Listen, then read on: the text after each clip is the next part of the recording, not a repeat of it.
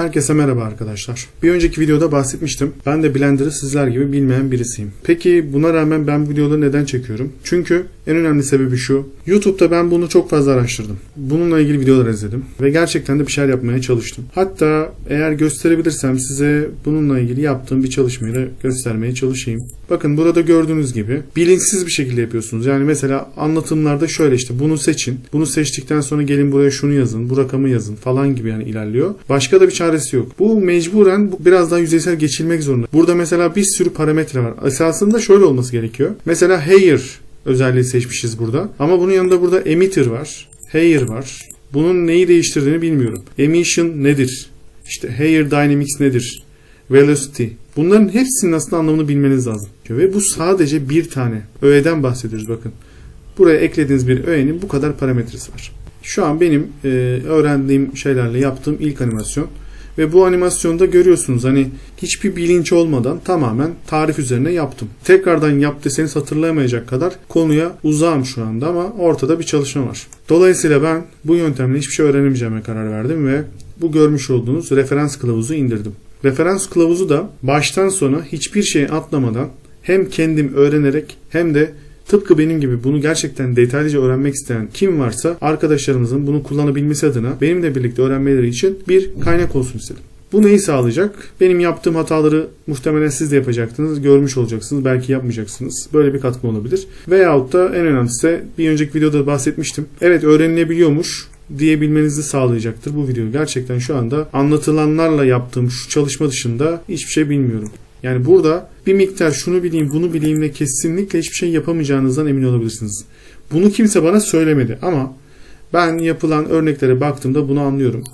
Ve bunu ispatlayacak güzel bir video var. Burada 18 gün içinde bir animasyon filmi yapılıyor. Baştan sona izlemenizi tavsiye ederim. Mükemmel bir çalışma. Family Guy tribute. Yeah, I was in my Family Guy phase, okay? Here's for our call. Bakın, yani sıfırdan başlıyor. Karakteri yapmaktan tutun. Alright, so I'm gonna...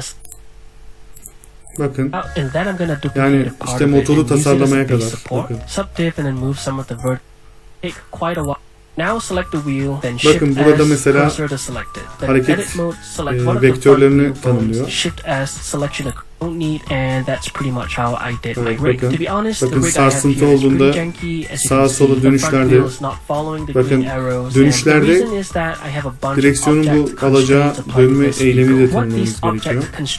Yani bildiğiniz yaptığı bütün hareketleri yapabilmesi için onunla ilgili tanımlamayı yapmanız gerekiyor. Evet, bakın. Evet, bu da en zor taraflarından birisi. Bakın, üzerindeki şu evet,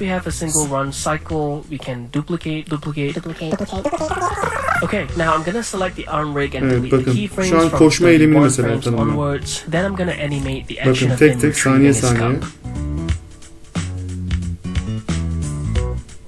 Bakın, saniye saniye koşma eğilimini. Bakın.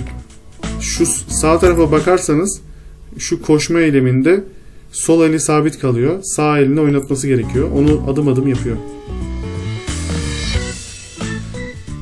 Then let's parent the cup to the hand. Then we can keyframe the visibility of the cup. And there we go. He's taking a cup out of nowhere. Now I'm going to animate the other arm. The tie flinging about. The bike transformation. Yani biraz da burada fizik bilmeniz gerekiyor aslında. Çünkü koştuğu zaman kravatın rüzgardan dolayı sarsıntına doğru sallanacağını falan da hesap edip onu da anime etmeniz gerekiyor.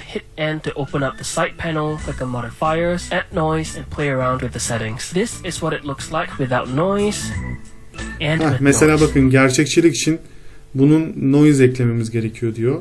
Tamam ama bunu mesela hem biliyor olmanız lazım bir de bunun oranını doğru görerek doğru tasarlamanız gerekiyor. Burada aslında şöyle bir şey var. Blender öğrenmek demek aslında yazı yazmayı öğrenmek ve bir WordPad programının size verilmesiyle ilgili. Oradan sonra yazacağınız yazıyı yazı yazdığını öğrendiğiniz için yazar olamazsınız. Roman yazamazsınız. Yani bu bir önceliktir. Ama eğer siz yazı yazamazsanız zaten hiçbir şekilde roman zaten yazamazsın. İşte bu aslında Blender'ı bu kadar iyi öğrenmenin gerekli olduğunu Now let's gösteren en animate the önemli coffee şey. delivery boy real quick and we're done. Alright, let's talk about hair dynamics. It's actually pretty strict. Evet, bakın benim az önce bahsetmiş olduğum Hair Dynamics'i burada da kullanılıyor.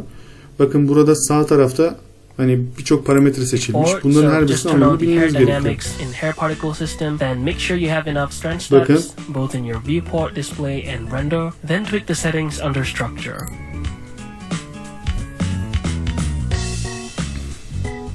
You can also increase the vertex mass if you're dealing with longer hair. Then under cache, you can set the number of frames you need to bake. Bunu mesela çok iyi bilmeniz gerekiyor ki bu saçı gerçekçi bir şekilde The yapabileyim. borders outwards, Bir and diğer then konu select da the dünyayı windows and extrude tasarlamak. them inwards. Bakın Now mesela you can select burada bir resim üzerinden başlıyor. Buna 3 boyutlu derinlik kazandırıyor. Bununla da bitmiyor. Yani bunun renk tonları, gölgelendirmeleri çok önemli. Bakın şu özellikle çok ilginç. You can do this to as many buildings as you want and even paint out areas that you don't need. And to do that, you need to first of all duplicate the image so you don't overwrite the original. In texture paint mode, select the clone brush and shift right click on the image. And the 3D cursor determines the region that you'll be cloning. Then brush over the subjects you wish to remove and keep repeating this until you're satisfied. Then make sure you save your image. Here are the assets that I ended up making, so now it's time to assemble them into the scene. Bakın.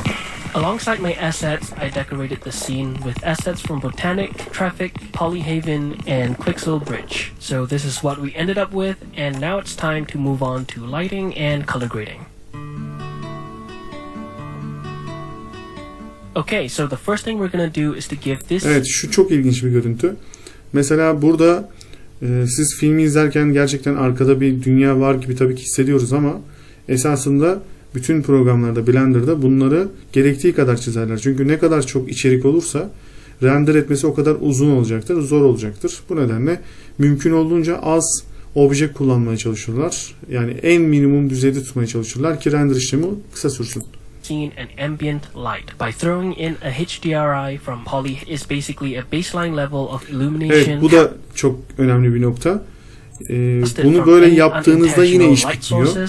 İyi bir animasyon için ışıklandırma, gölgelendirme, ışığın vuracağı açı ve onun oluşturacağı gölgeleri çok iyi tasarlamanız gerekiyor. Mesela bakın burada. Evet, bakın burada bir güneş ekliyor. Instead of using the default settings, I'm going to use the settings from Photographer 4. Also, I've set the exposure to -2. Sun is from global soul to produce onto the buildings in the back. You can call this a motivated light source. So a motivated light appears as if emit. Next, let's name the leaves light as a simple area light as an indirect light source to fill up the shadows a little, and the red potion is catching the sunlight. Not gonna lie, they are a little too subtle to be useful. Then let's add these cooling the sunlight. Gobo as a motivated light source to make it seem as if the red potion is catching the sunlight. Not gonna lie. Evet, şu çok önemli. Bakın before bu diyor. Yani ilk önce bu görüntü böyleydi. They are a little.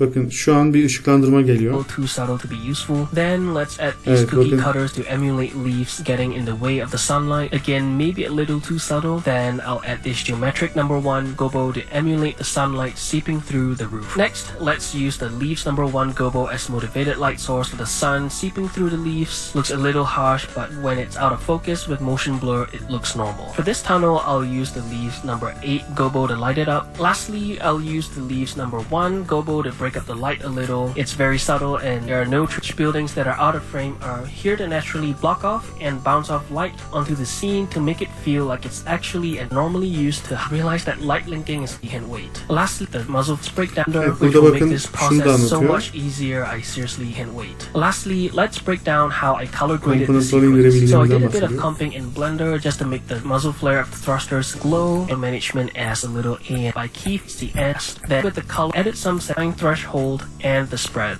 This red halo that occurs in film with form, this time with the coloration from the shadows. Lastly, I added some curve. Then I added more warp, this time with the color warper. Then with the luminance versus saturation curve, I lowered the shadows to remove some saturation from the shadows. Lastly, I added some fine 35mm film grain. Once add an overlay for some less for the image. Hence worth of container being one of them, but I ran out of time. I also wish that I had been more bold with the animation of the coffee delivery boy and the Vespa, but all in all, I had a lot of fun and learned a lot. If you enjoyed watching me turn this into this, consider subscribing. Thank you guys so much for watching. Watch this video next if you want to learn how to make your own cute 3D character. Bye guys. Evet, bakın bir sonraki videoda da şirin bir karakter Blender'da nasıl yapılır videosu var. Özetle arkadaşlar, burada gördüğünüz gibi Blender'ı çok iyi bilmediğiniz takdirde gerçekten burada görüldüğü kadar kaliteli bir çalışma üretmek imkansız. İşte bu sebeple arkadaşlar bu eğitim serimizde en baştan en sona ayrıntılı şekilde ilerleyeceğiz. Özetle amacımız animasyon yapmayı öğrenmek değil, çok iyi animasyon yapmak. Çok kaliteli bir animasyon yapmak. Dolayısıyla da bütün detaylarıyla ben bütün öğrendiklerimi burada hem öğreneceğim hem de sizlerle paylaşıyor olacağım. Önümüzdeki derslerle ilgili veya hedefimizle ilgili biraz daha ayrıntılı bir açıklamaydı. İzlediğiniz için teşekkür ederim. Bir sonraki videolarda görüşmek üzere. İyi çalışmalar dilerim.